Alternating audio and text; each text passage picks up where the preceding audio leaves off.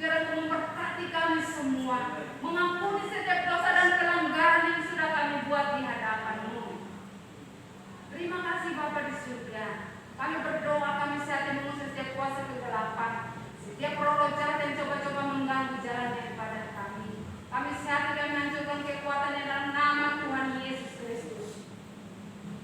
Kami akan buka ibadah kami di sore hari ini. Di dalam nama Tuhan Yesus yang percaya, sama-sama kita katakan amin. Salam. Sama-sama kita berdiri dan kita menyanyikan pujian dari Pulau Randu.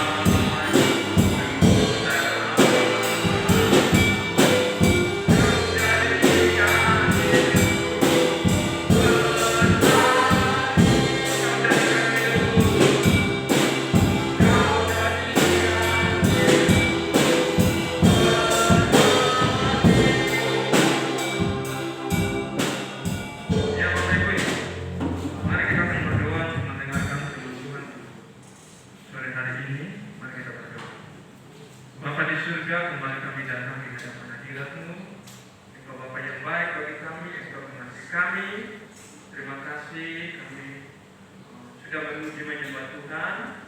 Saat ini kami datang untuk mendengarkan firman Tuhan. Berarti hamba-Mu, Bapak umat-Mu, berkati juga jemaat Tuhan yang ada di rumah masing-masing. Tuhan jamah Tuhan berkati. Serahkan diri kami semua ke dalam tangan Tuhan, tempat ini ke dalam tangan Tuhan, biar Allah terus mengambil alih seluruh kehidupan kami, bahkan tempat ini. Berarti hamba-Mu yang menyampaikan firman Tuhan, Bapak umat-Mu yang hadir di malam di sore hari ini, berikut jamah yang memberkati kami semua. Terima kasih Tuhan. Di dalam nama kami bersyukur. Haleluya. Amin. Ya, shalom Bapak Ibu yang dikasih dalam Tuhan. Shalom. Ya, puji Tuhan, mari kita buka dalam kitab Yohanes. Kitab Yohanes pasal 1 ayat yang ke-12. Kita mulai dalam kitab Yohanes pasal 1 ayat yang ke-12.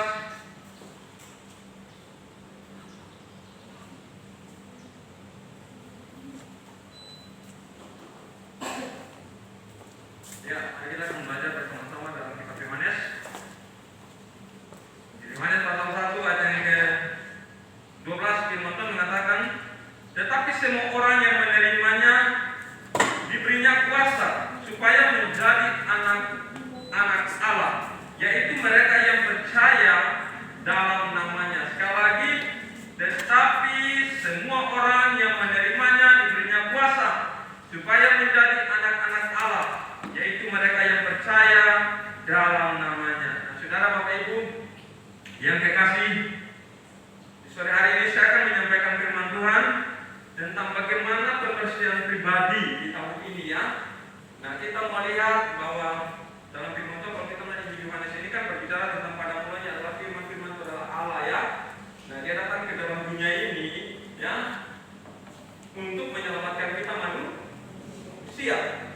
Jadi sebelum dunia dijadikan itu Yesus sudah ada, tetapi dia belum menjelma menjadi manusia.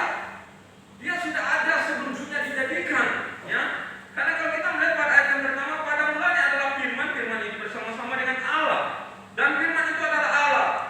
Ia pada mulanya bersama-sama dengan Allah. Segala sesuatu dijadikan oleh Dia dan tanpa Dia tidak ada sesuatu pun yang telah jadi dari segala yang telah dijadikan. Dalam Dia akan hidup, ada hidup dan hidup adalah terang manusia. Nah, saudara Bapak Ibu, kalau kita melihat bahwa Yesus ini sebelum dunia dijadikan dia sudah ada, iya kan? Dia sudah, tapi dia belum menjelma menjadi manusia. Setelah manusia jatuh ke dalam dosa, makanya kita melihat Yesus dia datang ke dalam dunia. Dia datang ke dalam dunia untuk menyelamatkan kita manusia dari dosa, supaya setiap orang, semua orang yang menerimanya diberinya kuasa supaya menjadi anak-anaknya, yaitu mereka yang percaya dalam namanya. Dia datang ke dalam dunia ya untuk menyelamatkan kita manusia, supaya setiap orang yang percaya, setiap orang yang menerimanya diberikan kuasa untuk menjadi anak-anaknya. Nah, ini sudah. Itulah kita melihat tujuan Yesus datang ke dalam dunia ini untuk menyelamatkan kita manusia. Supaya apa? Orang yang percaya itu diberinya kuasa, ya, supaya menjadi anak-anak Allah. Dan kita yang percaya kepada Yesus, kita sudah menjadi anak-anaknya. Amin. Nah, saudara Bapak Ibu, kalau kita melihat biasanya pada bulan Desember ini kan, karena mungkin dengan adanya COVID-19 ini ya, akhirnya kan Natal kurang begitu ya ada ya, tapi tidak terlalu terasa lah, ya kan? Mungkin di daerah timur ada Natal, ya Om tahu di Sumba mungkin ada Natal juga kan? Ada, pasti ada orang yang mempersiapkan Natal, ya. Om lihat di FB itu ada orang mulai posting Natal dan sebagainya. Dan Om melihat banyak orang sekalipun adanya COVID-19, tapi orang tetap mempersiapkan Natal, ya kan? Mereka memberikan rumahnya dihiasi dengan pohon Natal, ya, bahkan diberi cat supaya indah rumahnya. Nah, ini saudara. Nah, itu pada bulan Desember. Orang Kristen semua mempersiapkan keperluan Natal, mungkin belum keperluan Natalnya. Nah, bagaimana dengan saudara? Apa yang saudara persiapkan untuk menyambut Natal di tahun 2020 ini?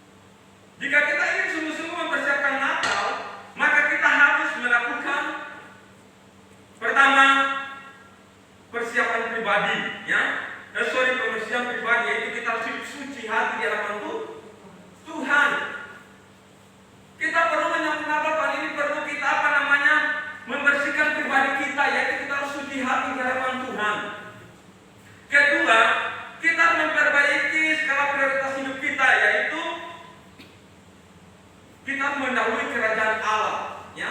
Carilah dahulu kerajaan Allah dan kebenarannya, maka semua itu Tuhan tambahkan. Itu yang perlu kita prioritaskan di tahun ini. Mungkin tahun kemarin kita kurang beribadah sungguh-sungguh dengan Tuhan.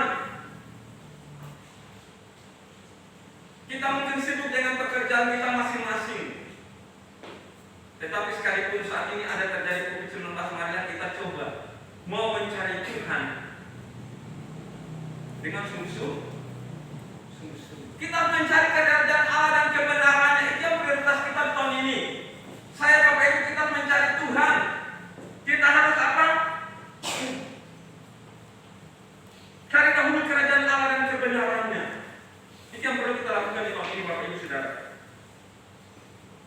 Lalu yang ketiga, keempat, diberikan karunia untuk kita menjadi anak-anak Allah.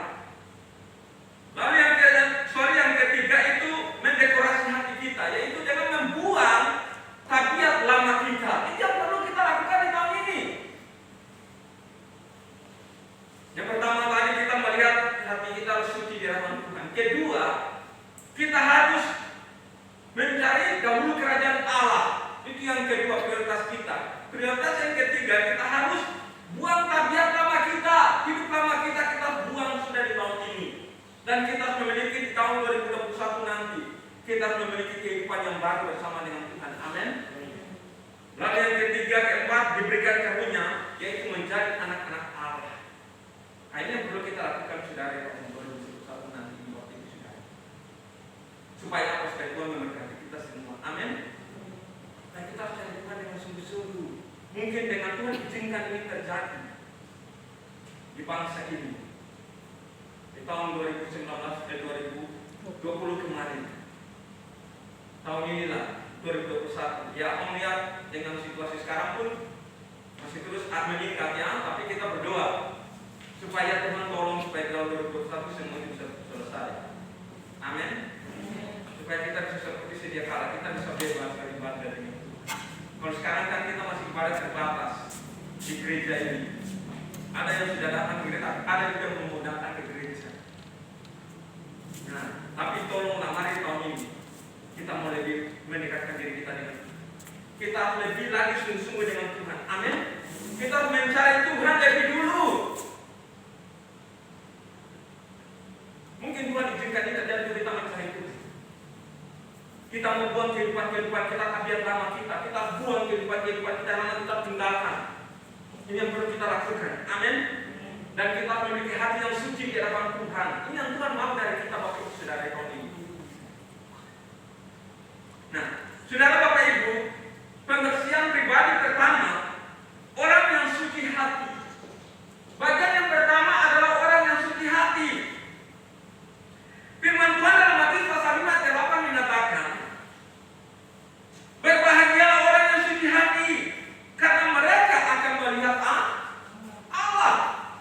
Berbahagialah orang yang suci hati, karena mereka akan melihat Allah. Nah, ini sudah. Kita melihat Allah, kita harus suci hati kita di dalam Tuhan. Amin. Kalau hati kita bersih, otomatis Tuhan akan hadir di dalam hati kita. Kalau hati kita suci. Amin. Nah, ayat ini mempunyai dua pengertian ya Bapak Ibu.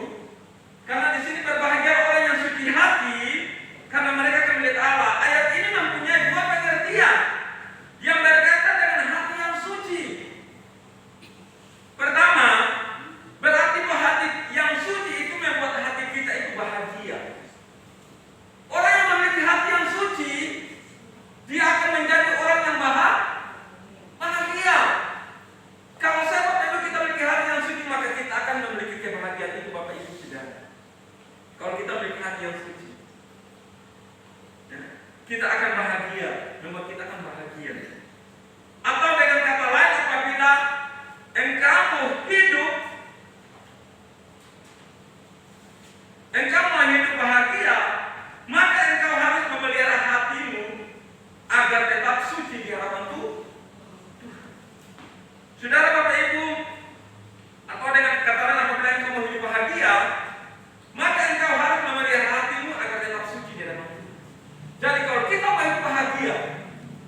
harus memelihara hati kita agar hati kita tetap suci di hadapan Tuhan. Karena firman Tuhan mengatakan dari hatilah hatimu terpancar kehidupan. Kalau kita mau hidup bahagia, perlu kita jaga hati kita tetap suci di hadapan Tuhan. Amin. Ini penting bagi ibu saudara. Karena tadi firman Tuhan mengatakan berbahagialah orang yang suci hati di hadapan Tuhan. Lihat, suci hati karena mereka akan melihat orang yang suci hati mereka akan hidup bahagia. Amin. Jadi mari kita mau jaga hati kita supaya hati kita tetap suci di hadapan Tuhan, supaya kita hidup bahagia. Amin. Kedua, ini berarti kebaliknya, yaitu orang yang hatinya tidak suci, penuh dengan dosa, itu tidak akan merasakan kebahagiaan yang sesungguhnya. Jadi orang yang hatinya penuh dengan dosa, dia tidak pernah merasa kebahagiaan. Hanya orang yang memiliki hati yang suci itu dia hidup bahagia. Amin. Tetapi orang yang hatinya penuh dengan dosa, dia tidak akan pernah merasa kebahagiaan. Sekalipun dia mempunyai banyak uang dan kekayaan yang banyak, tetapi kalau dia hidup hatinya berdosa, hatinya tidak dosanya, dia punya hati ada dosa di dalam hatinya, dia tidak akan pernah hidup bahagia. Sekalipun dia banyak uang dan kekayaannya, sebab kebahagiaan di dalam hati bukan dipengaruhi oleh kekayaan, ya, tetapi kesucian hati. Jadi Bapak Ibu, sebab kebahagiaan di dalam hati itu bukan dipengaruhi oleh kekayaan, tetapi kesucian di dalam hati. Kekayaan tidak bisa membuat kita bahagia. Kebahagiaan apabila kita menjadi suci hati di dalam hati, maka kita akan hidup bahagia. Amin. Kalau hati kita penuh dengan dosa, kita tidak akan pernah mengalami kebahagiaan itu. Hanya orang-orang suci hati di hadapan Tuhan, dia akan hidup bahagia. Kekayaan tidak bisa membuat orang itu bahagia. Amin. Tetapi ingat, kalau kita memiliki suci hati dalam, kita akan memiliki kebahagiaan di dunia ini. Amin. Jadi untuk menyambut Natal, kita harus persiapkan hati kita tetap suci di hadapan Tuhan. Amin. Untuk kita menyambut Natal tahun 2021 di dalam 2020 ini, saudara, mari kita tetap menjaga hati kita. Ya, kita harus mempersiapkan hati kita supaya kita tetap suci di hadapan Tuhan. Amin. Ini yang perlu kita lakukan di tahun ini. Supaya kita masuk tahun 2021, kita tetap memiliki hati yang suci di hadapan Tuhan. Amin. Karena Tuhan itu, kalau saudara mau dibahagiakan, kita harus hidup suci hati di hadapan Tuhan. Kita akan dibahagiakan. Karena kita sudah bahagialah orang yang suci hati. Bagian yang kedua itu yaitu carilah dahulu kerajaan Allah.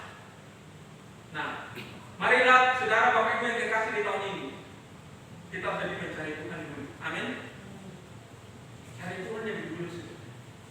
Karena firman Tuhan katakan carilah dahulu kerajaan Allah dan kebenarannya, maka semua itu akan ditambahkan kepadamu.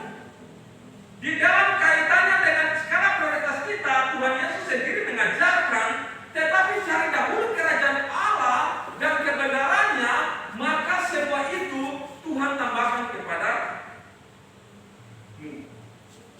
Kita lihat dalam Matius pasal 6 ayat 37.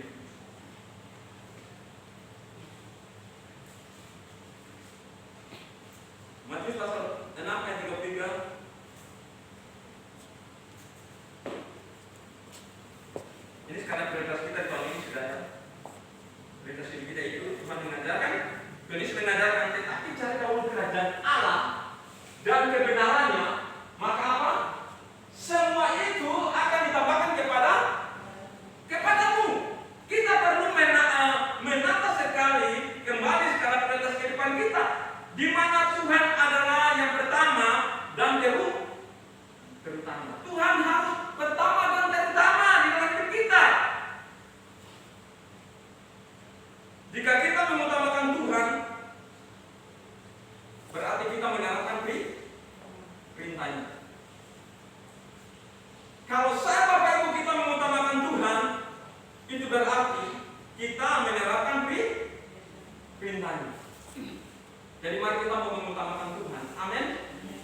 tahun ini kita mengutamakan Tuhan Yesus, cari dahulu kerajaan Allah dan kebenarannya, maka semua itu akan ditambahkan kepadanya. Mungkin tahun kemarin kita mungkin suam-suam, tidak panas tidak dingin mencari Tuhan, ya kan? Kadang-kadang kita datang gereja, kadang-kadang tidak datang, malas. Mungkin kita banyak alasan, oh saya banyak pekerjaan, capek. Nah, itu berarti kalau kita dengan banyak alasan seperti itu, maka kita tidak taat kepada perintah Tuhan.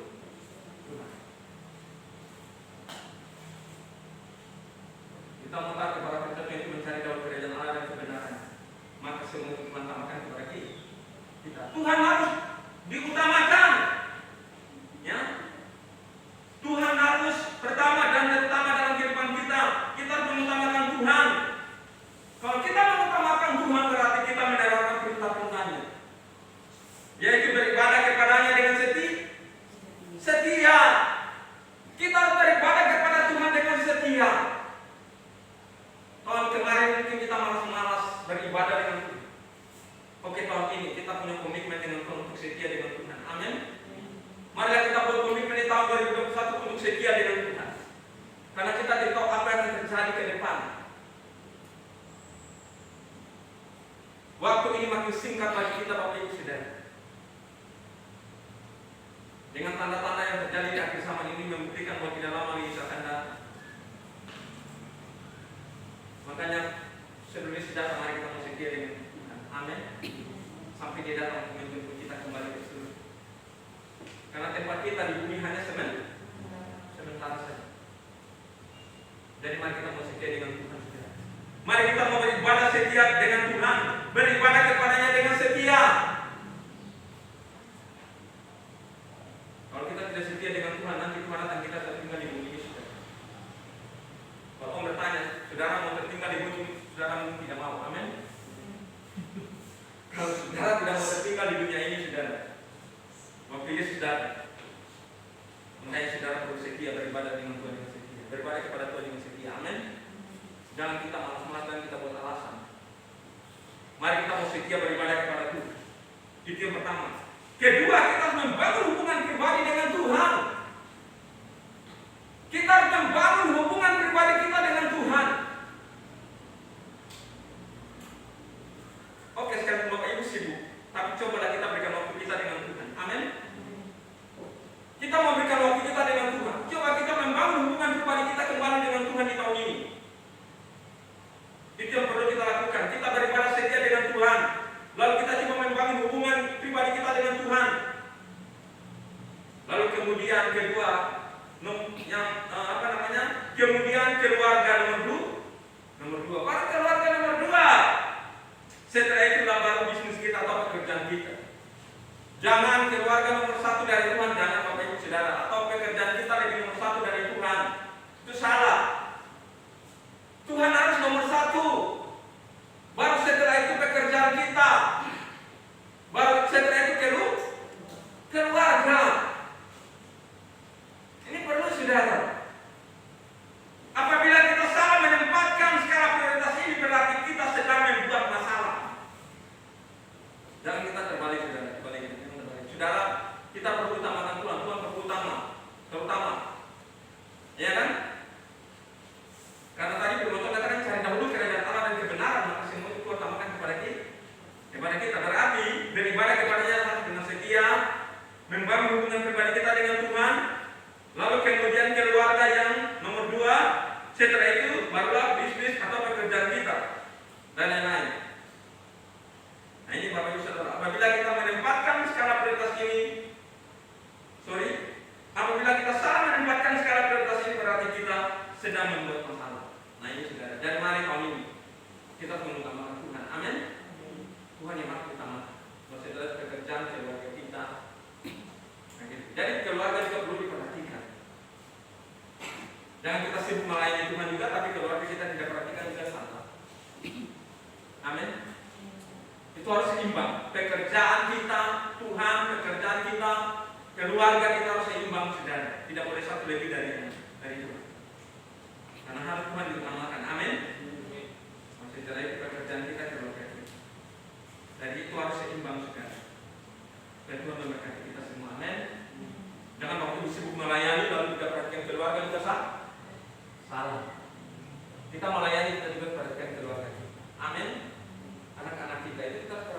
suami istri, kita perhatikan semuanya. Pekerjaan, kita bekerja juga, ya kan? Kita melayani, tapi juga kita bekerja. Supaya Tuhan memberkati kita semua. Amin. Lalu yang ketiga, bagian yang ketiga, yaitu kita memiliki hati yang baru. Apa yang Allah lakukan untuk mendekorasi hati kita? Ia menyatakan, aku akan memberikan mereka hati yang lain dan roh yang baru. Di dalam hati mereka juga aku akan menjauhkan dari tubuh mereka hati yang keras dan memberikan mereka hati yang taat. Kita lihat dalam kitab Yesaya pasal 11 ayat yang ke-19. Apa yang Allah lakukan untuk mendekorasi hati kita? Ia menyatakan di dalam, Yesus mengatakan di dalam Yesaya pasal 11 ayat yang ke-19.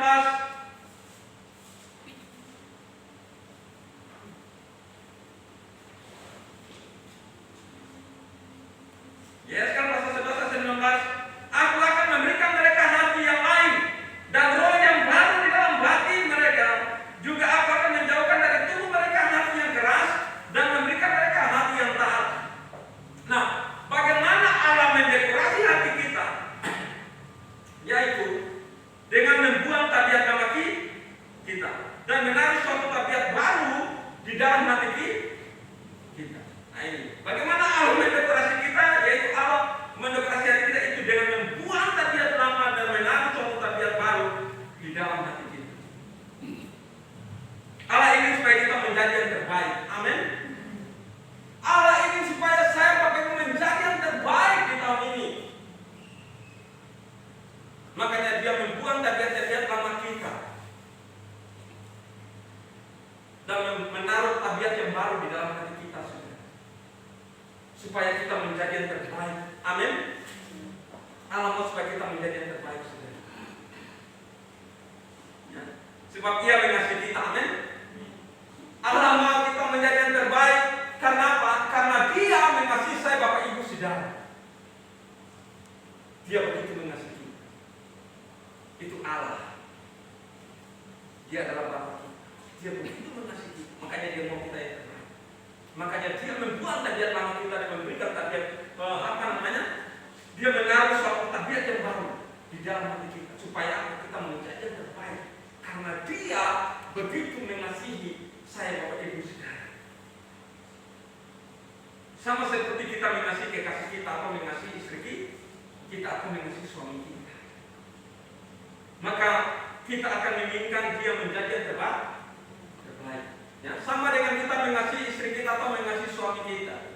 Kita mau supaya istri kita atau suami kita menjadi yang terbaik. Sama hal kita dengan Tuhan. Tuhan Dia mengasihi kita supaya Dia mau kita yang terbaik. Itu Tuhan. Makanya Dia membuat tabiat lama kita dari hati kita dan memberikan tabiat yang baru di dalam hati kita. Amin. Itulah Dia mendekorasi hati kita. Itu Tuhan. Seperti orang mendekorasi rumah kan, setiap Desember Dia memberikan pohon Natal supaya bagus, kado-kado Natal, iya kan? Hadiah Natal. Itulah manusia, contoh manusia mendekorasi rumahnya waktu menyambut Natal supaya rumahnya itu baik, rumahnya bagus, indah. Kasih lampu-lampu Natal. Kita pun didekorasi Tuhan seperti itu. Tuhan mendekorasi hati kita, membuang tabiat lama kita dan memberikan tabiat yang baru di dalam hati kita. Karena apa? Dia mau kita yang terbaik dan karena Dia mengasihi kita. Amin. Itu Tuhan. Nah, saudara, waktu yang dikasih, waktu kita menjadi yang terbaik sesuai dengan kehendak-Nya, maka Dia akan mengasihi kita dan memberkati kita. Itu Tuhan. Pada waktu kita yang menjadi yang terbaik sesuai dengan kehendak-Nya, maka Ia akan mengasihi kita dan dengan berkat-berkat-Nya dan memberkati kita. Saudara, betul itu Tuhan. Kalau kita yang terbaik, menjadi yang terbaik sesuai dengan kehendak-Nya, maka Dia akan mengasihi kita dengan berkat-berkat-Nya dan memberikan kesempurnaan hidup kita. Itu Tuhan. Dari mana? Dia mau supaya Dia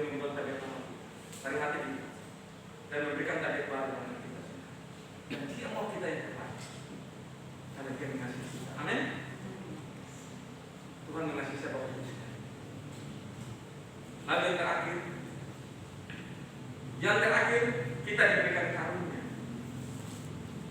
Seperti firman Tuhan dalam Yohanes 1:12 tadi mengatakan, tetapi semua orang yang menerimanya diberinya kuasa supaya menjadi anak-anak Allah, yaitu mereka yang percaya dalam namanya. Nah, saudara Bapak Ibu, pertama-tama ketika kita percaya menerima Kristus, maka kita diberikan karunia oleh Allah untuk menjadi anak-anaknya. Ini luar biasa, saudara. Dari waktu saya, Bapak Ibu, kita percaya menerima Yesus di dalam hati kita, maka kita diberikan karunia oleh Allah untuk menjadi anak-anak. Kita diberikan karunia untuk menjadi anak-anak Allah. Itu luar biasa. Kita bukan lagi hamba, tapi kita anak. Hamba yang tidak tahu apa-apa, yang dilakukan oleh tuannya. Tetapi anak tahu apa yang dilakukan oleh ayahnya. Kita diberikan karunia untuk menjadi anak-anak Allah. Ini luar biasa, Bapak Ibu Saudara. Dia datang ke dalam dunia untuk menyelamatkan kita manusia. Dia datang ke dalam dunia 2000 tahun yang lalu, lahir di kandang Bethlehem. Di Bethlehem, di kandang binatang. Itu Yesus lahir di sana. Dia lahir di Bethlehem, di kandang binatang. Itu Yesus lahir di sana. Dia datang ke dalam dunia menjelma menjadi manusia supaya kita memperoleh keselamatan. Itu luar biasa. Jadi kita yang percaya kepadanya, kita diberikan karunia untuk menjadi anak-anaknya.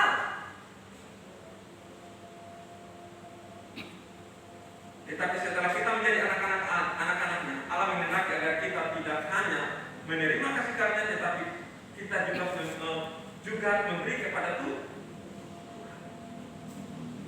Dari Bapak Ibu yang kekasih, tetapi setelah kita menjadi anak-anaknya, Allah menghendaki agar kita tidak hanya menerima karunia-Nya, tetapi kita juga memberi kepada Tuhan. Apa yang kita beri kepada Tuhan? Bukan uang kita, bukan kekayaan kita yang kita beri untuk Tuhan. Oke, Tuhan ajar kita untuk memberi juga, ya. Memberi perpuluhan dan sebagainya kita beri untuk Tuhan, pekerjaan Tuhan. Itu tidak salah. Saudara menolong gereja, membantu pekerjaan tidak salah. Tetapi yang terutama yang Tuhan minta dari kita, yang harus kita berikan untuk Tuhan di tahun ini adalah apa? Hati kita. Itu yang Tuhan minta dari saya, Bapak Ibu Saudara, tahun ini. Karena Dia sudah menyelamatkan kita.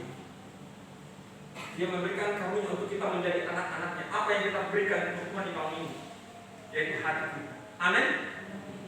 Hati yang Tuhan berikan untuk kita. Hati yang kita berikan untuk Tuhan.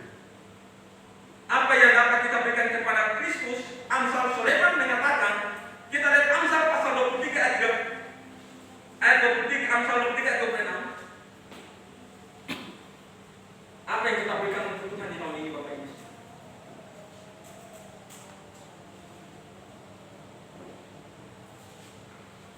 Nah, ini Bapak Ibu. Ini yang firman Tuhan katakan. Hai anakku, berikan apa? Berikan apa hatimu? Kepadaku.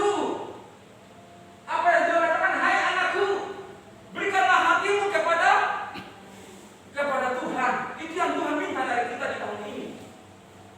Saudara memberi perpuluhan ke dalam gereja. Saudara membantu pekerjaan Tuhan, itu baik, tidak salah. Saudara berikan untuk Tuhan. Tetapi yang Tuhan minta dari kita, harus kita berikan untuk Tuhan. Itu yang Tuhan minta dari kita, Bapak Ibu Saudara. Dengan demikian kita akan bahagia. Karena apa? Karena Dia akan memberkati kita di tahun ini. Nah, ini Bapak Ibu Saudara, dengan demikian kita akan bahagia. Kita memberikan hati kita kepada Tuhan. Amin. Maka kita akan hidup bahagia di dunia ini. Nah, ini saudara. Jadi mari kita menjaga hati kita di tahun ini. Hati tetap suci di hadapan Tuhan. Amin. Orang yang hati suci, dia akan hidup bahagia. Itu penting, pertama. Kedua, cari dulu kerajaan Allah, itu prioritas utama kita. Yaitu kedua, kita mencari itu cari dahulu kerajaan Allah, kebenarannya. Semua Tuhan tambahkan kepada kita. Lalu Tuhan berikan kita hati yang baru. Amin. Tabiat yang baru dalam hati kita. Yang terakhir, kita diberikan karunia untuk menjadi anak-anak. Jadi lewat firman Tuhan di sore hari ini, kita mau belajar untuk mengasihi Tuhan. Amin. Nah, dia sudah memberikan hidup untuk kita. Dia sudah mati untuk kita, Bapak Ibu. Lahir ke dalam bumi untuk menebus dosa-dosa kita. Jadi mari kita memberikan yang terbaik untuk Tuhan, memberikan hati kita untuk Tuhan, untuk melayani Tuhan. Mari kita persiapkan diri untuk masuk dalam perjamuan Tuhan. Kita persiapkan hati kita untuk berdoa ya. Mari kamu akan berdoa dulu untuk perjamuan di sore nanti. Kamu minta Mama Intan mau melayani kami dengan perjamuan Tuhan di sore hari ini. Ya.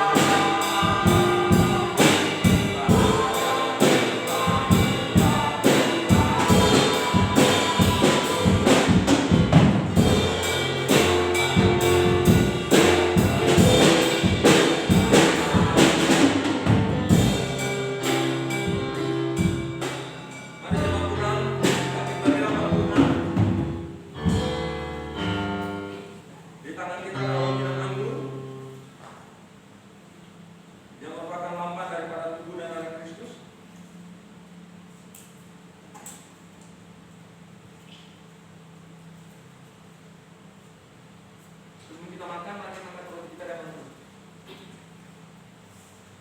Dan kita akan mendengarkan firman Tuhan.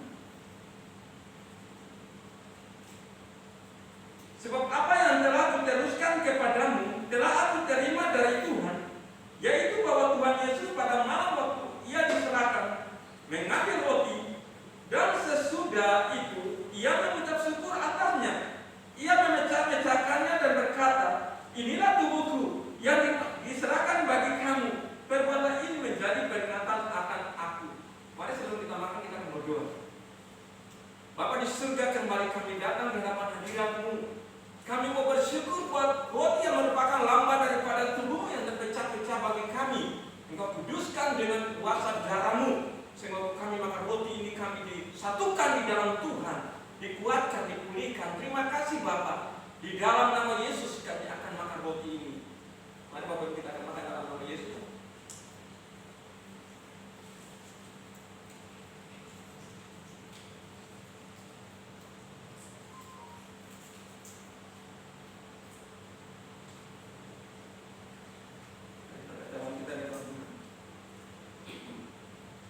Demikian juga ia mengambil cawan sesudah makan, lalu berkata, cawan ini adalah perjanjian baru yang dimeteraikan oleh darahku.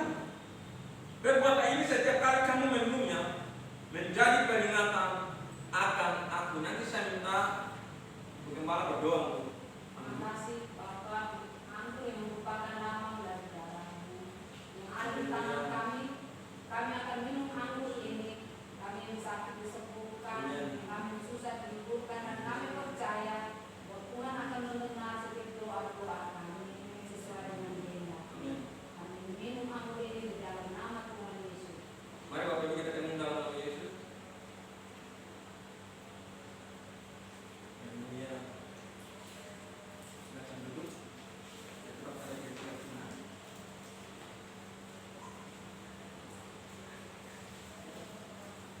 Bapa di surga, kembali kami datang di hadapan hadirat-Mu. Kami sudah menjalankan upacara perjamuan Tuhan di sore hari ini. Berkati kami semua umat-Mu, baik yang ada di rumah, yang ada di hadapan-Mu saat ini. Engkau berkati kami semua melalui perjamuan Tuhan ini, sehingga kami tetap dikuatkan, dipulihkan, dikuduskan, dibebaskan di dalam Engkau. Terima kasih di dalam segala bersyukur. Haleluya.